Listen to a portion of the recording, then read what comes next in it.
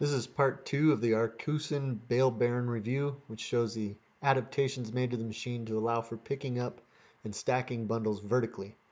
Here's the final version, showing the Arcusin supplied chain modifications and the additional transition supports that are not part of the Arcusin design. The first issue we came across was breaking strings on the bottom small bale. In this slow motion video, you can see the bottom small bale absorbs nearly all of the force applied by the 4-mile-an-hour impact with the stacker. This small bale rolls about 45 degrees in making the transition up the ramp, and the full load of the 21 bales is exerted on the single small bale twine to bring the bundle up onto the ramp and on the chains. If you watch closely, you can see the small blue twine broken as the bale is being loaded. This isn't a huge problem, but it is a nuisance when you're loading dry van semi-tractors, and it's a hassle for customers.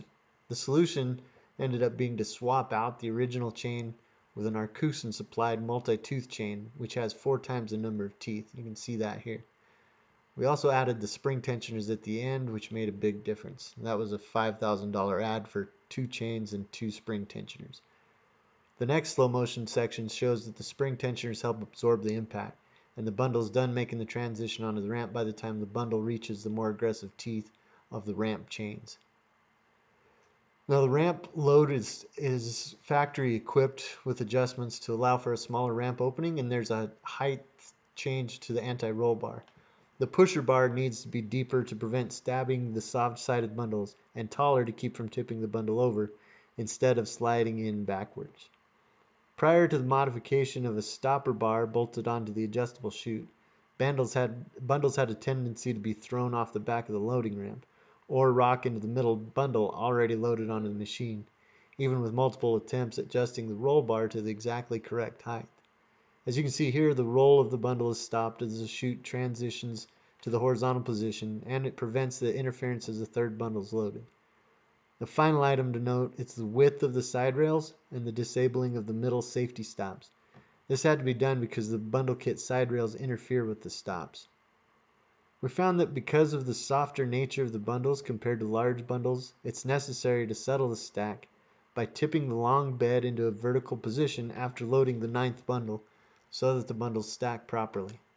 The stacking operation is actually the same from that point forward, but because of that sloppy stack after the 9th bale, you have to tip the bundles up, slide them back, get everything back into position so that nothing falls out of the stack wagon.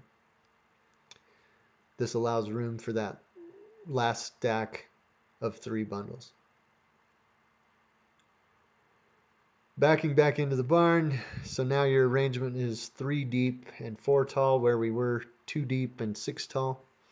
The bundles don't sag nearly as much here, and you have to have a lot tighter clearance for me to get back under my shed, just because the bundles are taller when they stand up by about an inch or 2.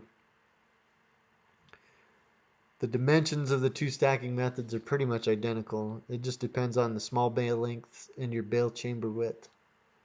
For our setup, these vertically stacked bundles, like I said, are about 1 to 2 inches taller, but they fully retain the small bale dimensions over time when they're stacked vertically in this configuration. Because of the pallets and the sticky forks that I put on the back end, I've got 4 additional forks. We have to brace the stack as we pull out away from it, but other than that, the stacks are pretty stable and they do stay put over a long period of time.